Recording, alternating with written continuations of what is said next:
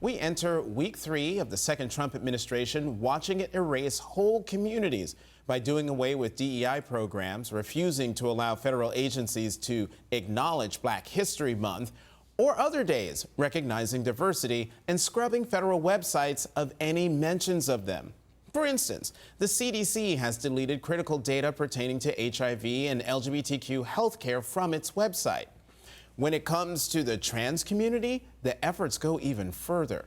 The State Department has literally erased transgender Americans by eliminating all references to them from its travel advisories tab and instead only refers to, and I'm quoting here, LGB Americans.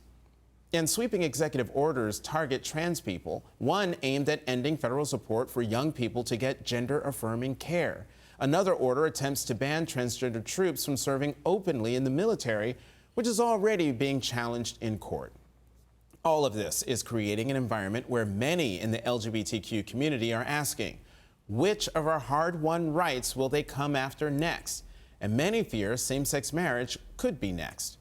Joining me now, Kelley Robinson, president of the Human Rights Campaign. Kelley, thank you as always for coming to the Sunday show. Thanks for having me, Jonathan. All right, so you heard what I just said. You are an excellent communicator.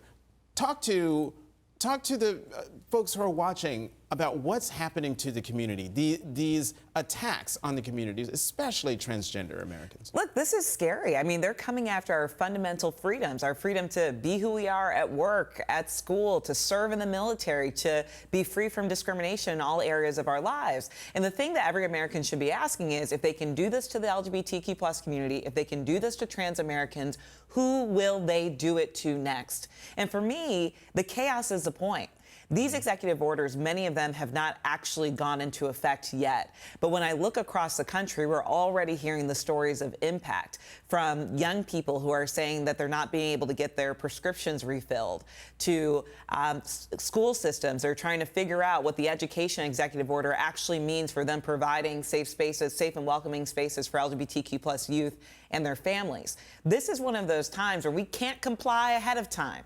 We have to really do the work to make sure that people are clear about what their rights are and take it to them wherever we can, in courts and in the streets. I was about to ask specifically, what can folks in the community do? They go to court.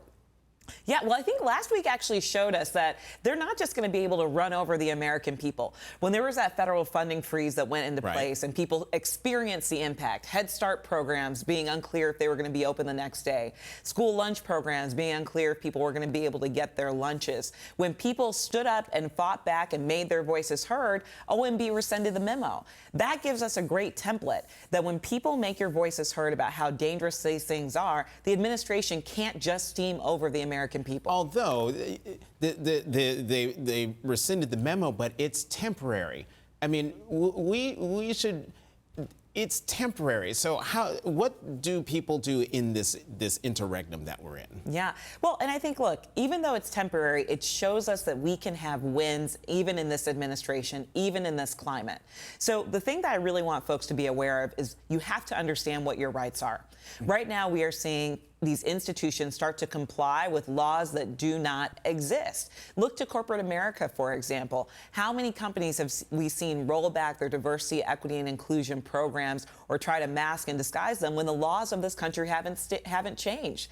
Look, President Donald Trump cannot override our constitutional protections or federal statutes with the wave of a Sharpie. He just cannot do it. So we've got to do all that we can to know our rights, to get the institutions that we're a part of, whether they're schools or workplaces, not to comply with laws that don't exist, and then lean into the work of organizations like mine that are taking this administration to court. Real quickly, can we just talk about, I mean, I gasped when I saw a screenshot of the State Department website with the T gone, just LGB. Can you talk about just the impact of that kind of erasure by our own government? The shock and awe is the point of it all. The chaos is the point. And I hate to say it, but I believe that the cruelty is the point too. And the reason I say that is because this has always been the agenda of the Trump administration. flood the zone, overwhelm the people, put so much out there that we get exhausted and defeated. But we cannot lose sight of our own power, and we certainly can't lose hope, because in these times there is still something that we can do. And oftentimes those things that we can do are taking place locally in our communities, in our schools, and in our workplaces. Hey, we've got less than 2 minutes, and I got two questions that I have to ask you. One, how worried should we be that our marriages, our same-sex marriages, will no longer be legal? And I ask that because in Idaho, there's an effort against same-sex marriage heading to the state Senate to render marriages like ours illegal. Look, these are scary times, right? And I don't think that we can take any of our rights for granted, especially when, he overturned an executive order with non-discrimination protections that had been in place for the last 60 years. But we also have to be clear, that is not happening right now.